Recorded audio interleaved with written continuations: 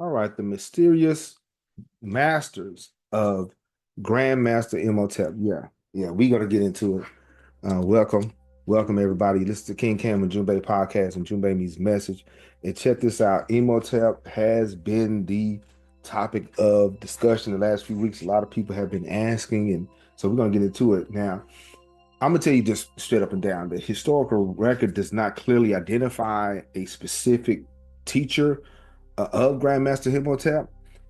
The multi-genius, the legendary man who became legend. Of course, I said all the time, the legends become legendary, but this absence of information is partially because during this time, a lot of accomplishments pre Third Dynastic period was kind of vague, right? So, and remember, Imhotep lived during the 27th century before Common Era in the Third Dynasty, of ancient Egypt. So he served as the Grand Vizier.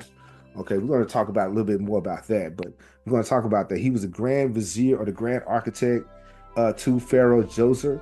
And so, given his vast knowledge and wide range of disciplines and his education and his training was rigorous. So, let's get into this conversation. Here's the question: who was the teacher of Master Imhotep?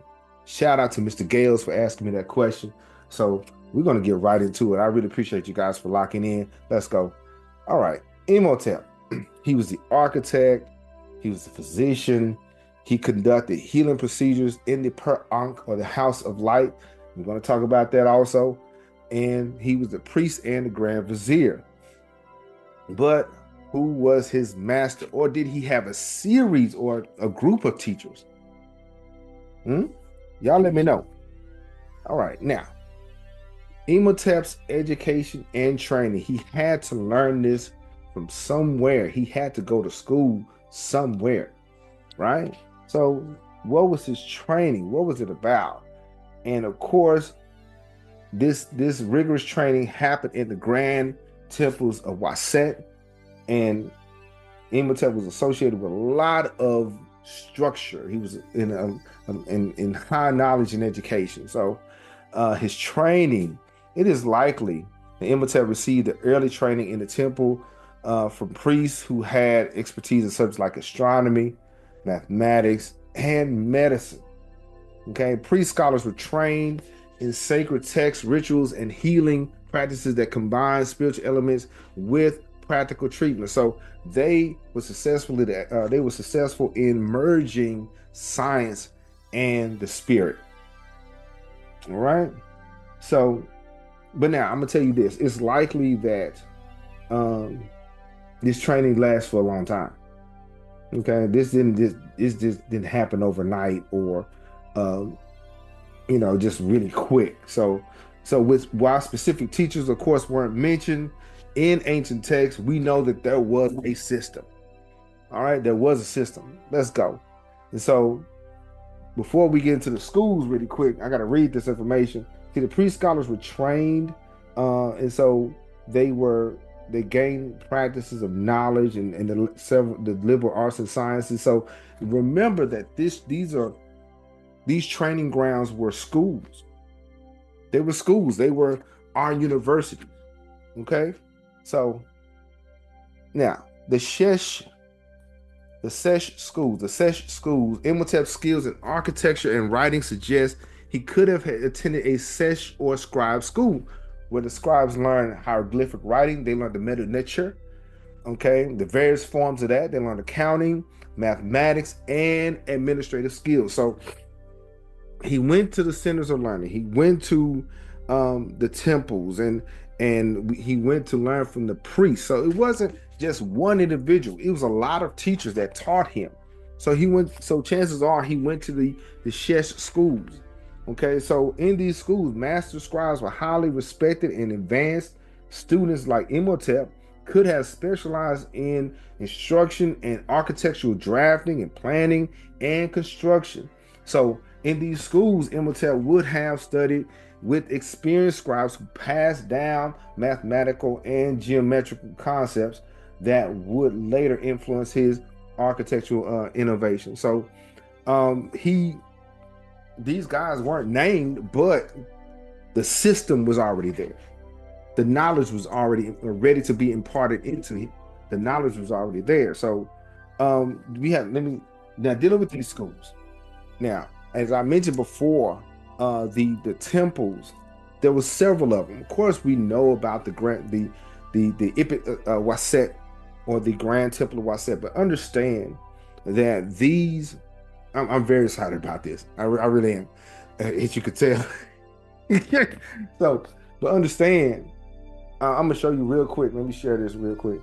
Understand that this was several buildings, several places. It wasn't just the Grand Lodge of Luxor or Thieves. Okay. Let me show you. Okay. This shout out to my Sudanese brothers who showed me this. This, what you're seeing, is a map. Okay. Shout out to Brother Mo. He wants to know about the maps. But as you can see, there was several nomes. There was several places that had different names. And each one of these 40 plus nomes had their own temple, had their own shrine. So there was small localized priests that engaged and did the work there. And then when you wanted to study and really learn, you would go to Ipit Waset, okay? Ipit Suud. And so we will go further a little bit later on into the different hierarchies of priests, but yeah, they went and they learned. And as you can see, they went from the south, from Kush, all the way up to the Nile Delta. All right, let's continue. Here we go.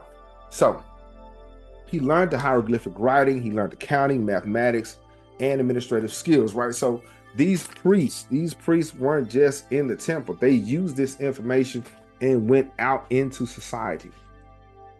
They went to their various neighborhoods, their various places. Shout out to the fam in Timbuktu in West Africa. A lot of people went to the college in the University of Sakari, and they left and went back to Cameroon. They went back to Nigeria, went back to the other places and shared that information and even applied it. Right? So he had to get trained. We don't know who the individual was. We don't know by name, but we know there is a system. We know there is a process, right? So he was trained. He had to go to school and to learn how to read and write. He went to the Shesh schools.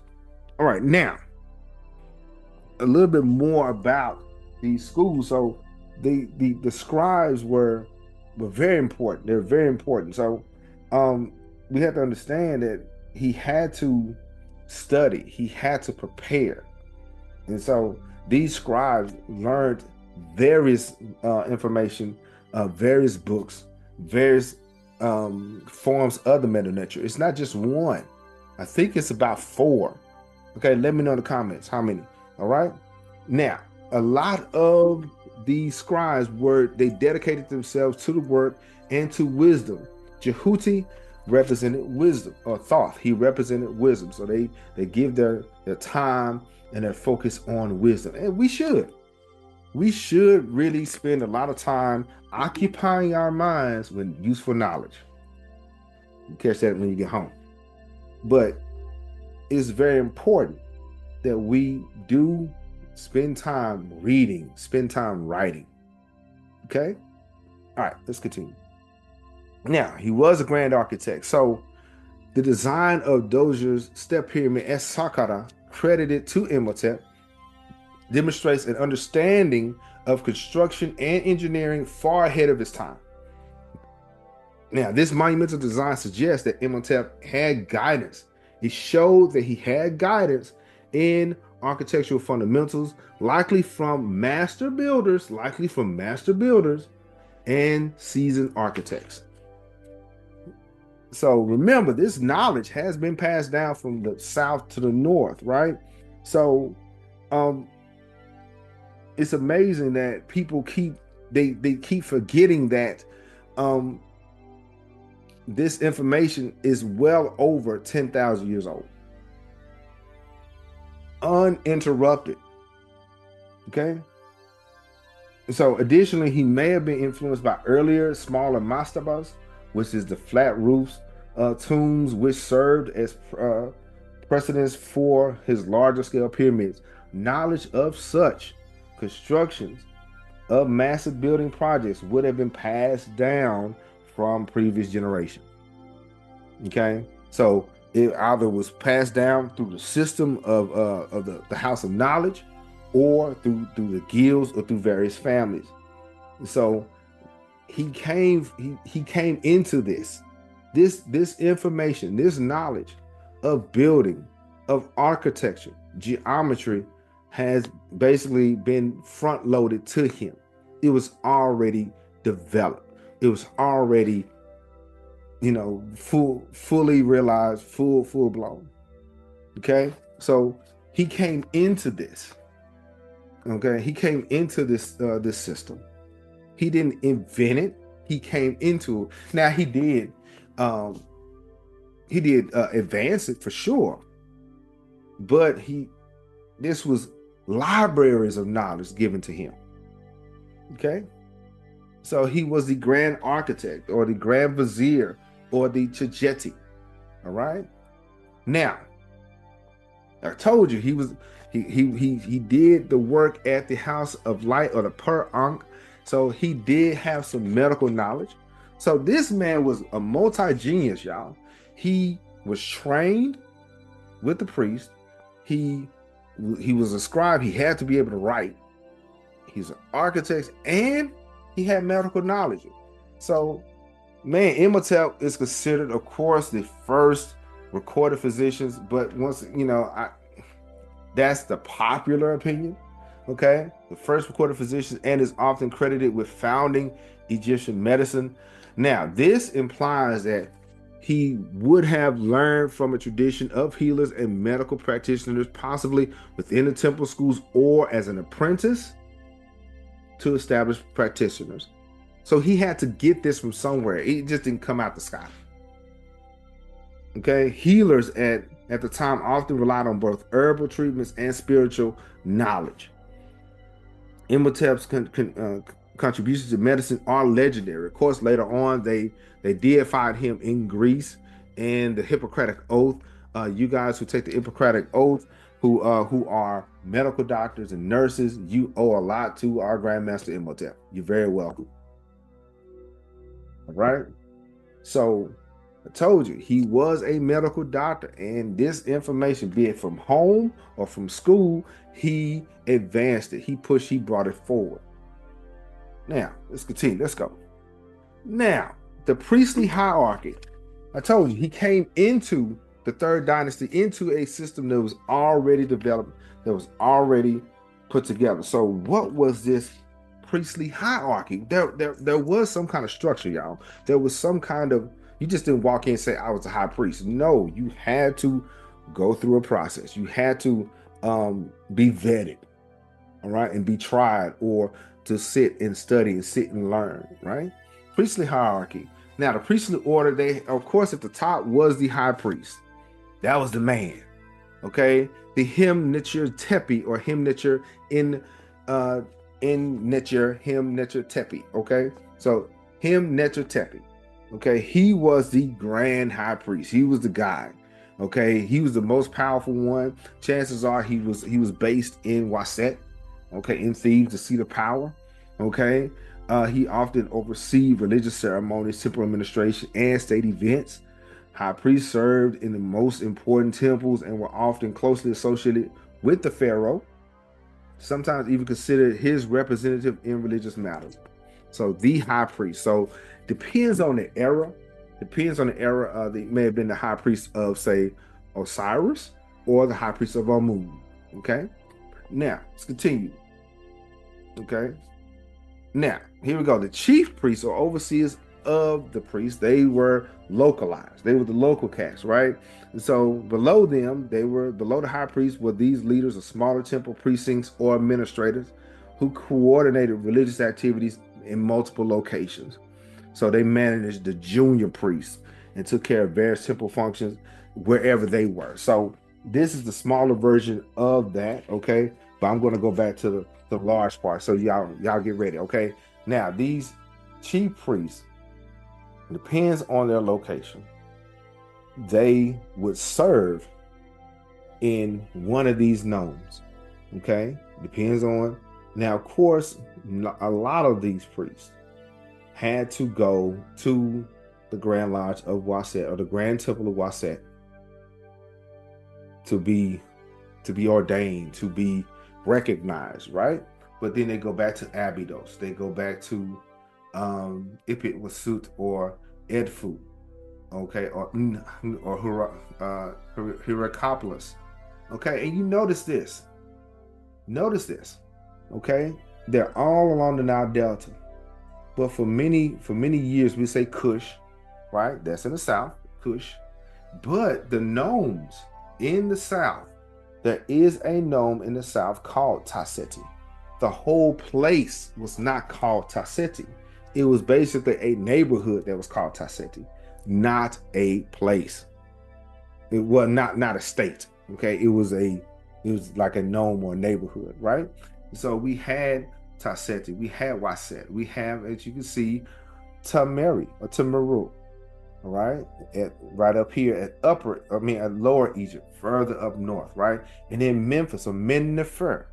So each one of these priests, each one of them were charged to upkeep or deal with the affairs of that local temple in that local area. All right, stop that.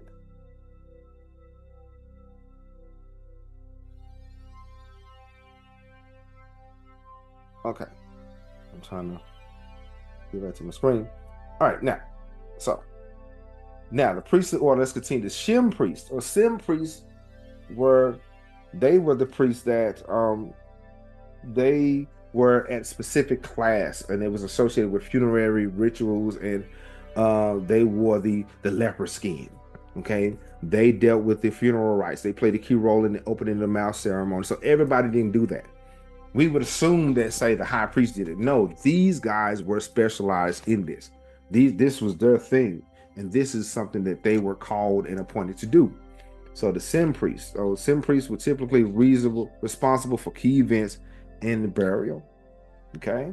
Now the lector priests, okay, or the Hariheb, they were responsible for reciting sacred texts and spells during rituals. They held the privileged position due to their literacy and knowledge. They the ones that spit the information. They the ones that recited history, or they knew which book to go to or which book to read, or they knew those things. Okay. And so, of course, the ordinary priests, they was a broad category. They were also the hymnitcher, and so they was dealing with the feeding and caring of the temple and the people around it. And the Wab priests, they were at the lowest level. They were the priests, and they were the new guys. Okay, and so they performed basic tasks such as assisting the high-ranking priests in cleaning and preparing offerings. So that's the priestly order. But there's one more. Our sisters, the priestess, women who could also serve as priestesses, though they were less common. According to the Eurocentric view, they say it's less common. However, based on what we've been gathering, a lot of priestesses was working alongside the priests. Okay, they often served as goddesses or participated in music and dance and temple ritual. Okay, now there are some major priestesses also, but let me know if you want me to discuss some other major priestesses, y'all. So let me know that. All right, put it in the comment. Now, before we do that, really quick, there is a process. Okay, what was the process of becoming an Egyptian priest? We know about ImHotep. We know he was a medical doctor. We know he was all these wonderful things. Okay, but what was the process? Okay, a lot of I'm sure the people want to know how they got to that point. Okay, let's get into this conversation. All right, what was the process of becoming an Egyptian priest? Okay, now the mystery system is like a modern university, but according to Ashra Kwasi, it was like a person, it would take a person up to 40 years to get this information, right? So why do you think it took him that long, y'all? Why did it take that long? Okay. Now, the mystery system had 3 grades, or 3 degrees, had 3 grades: the mortals, the intelligences, and the sons of light, or the Sarah, the sons of light. Okay. And so his training process, this is during the Old Kingdom. This was ImHotep during the Old Kingdom. So the process it was very rigorous, and it was specific to the culture. Okay. So, and the thing is, dealing with the priesthood, you couldn't just walk in and say you want to be a priest. You had to inherit it. You had to be born into this. That's why a lot of knowledge was compounded over eons of time, because it was passed down from father to son, from mother to daughter. Okay. So not only that, it was a social class thing. Okay. So a lot of the upper echelons of society, a lot of those individuals became the priests. But like I said, the mystery system, yes, there's a hierarchy, but as you go, you had to go through these degrees, these processes: the mortals, the intelligences, and the sons of light. So, and let's continue. Of course, Dr. James, Grandmaster James, he said that the neophyte was required to manifest the following soul attributes: control of thought, control of action, fortitude, temperance, evidence of a call to orders or priesthood or of the Kariheb. So as you was going through this process, as you was going up the ladder, you still had to show these attributes. Okay? You had to show them. Now, so in these schools, in this process, younger trainees typically apprentice under experienced priests, learning the procedures for maintaining the temple and the sacred rites. This included rituals for purifying the temple, anointing statues, lighting incense, and the ceremonial presentation of food offerings to the gods or the Neteru. Now, not only that, as they're going through this process, I'm trying to hurry up, but the sacred text that they read, because somebody's asking, what did they read? Yes, they knew mathematics. Yes, they knew the sciences and everything. But yeah, they studied the sacred text, the myths, the hymns, doctrines. Prospective priests learned rituals. Of course, they read the Medu Neter, they read the pyramid text, the Book of Coming Forth by Day, the Coffin text, the Book of Gates. They learned these. A lot of them, especially if you was a lector, you had to know that by heart. And that was a lot of information. But if you want to be a priest or a Kariheb, you had to go through that process. So ImHotep had to do that. Okay. So, but he too, even though he was Grand Master, even though he was the Grand Vizier, he had to be an apprentice to somebody. Right? He had to learn. So ImHotep did have a master or a group of masters, as we can see. Okay. So we don't know their names. No, we don't. But we know the impact they had on him, because we know that ImHotep impacted us all. He impacted the world. Right? All right. So what's next? Coming up, Queens of the South. That is next spring. That's next semester. We're almost done with wonderful Ethiopians of the ancient Kushite Empire, but I had to stop and answer that question. Shout out to Mr. Gales and the fam. All right. So yes, we're going to deal with the Queens of the South next spring, and our next book, the first female pharaoh, Sebek Neferu, goddess of the 7 stars. The link is in the description. As an Amazon affiliate, I earn with qualifying purchases at no additional cost to you, but check it out, right? What's next? We will go into ancient Babylon. Yeah, we're going to cover chapters 11 through 13. We're going to deal with the Chaldees, or the land of ancient Babylon. We're going to get into that. So for more ancient Kush, check out Sister Danita Smith, Yaya Sabaka, AE Learning. Tell them that King Cam sent you. All right. Now, here's the books. ImHotep, the African Architect of the Cosmos by Robert Bouval. He's real good. Egyptian Philosophies by Mofi Kitty Asante. The Priests of Ancient Egypt by Serge Sanaron. That's good. And of course, Stolen Legacy by George G.M. James. Awesome. Get that.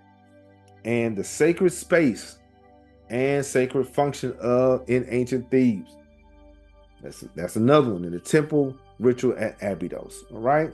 You just heard the mysterious masters of the Grandmaster ImHotep. All right. And you listen to King Cam Ujumbe Podcast, and I will talk to you later.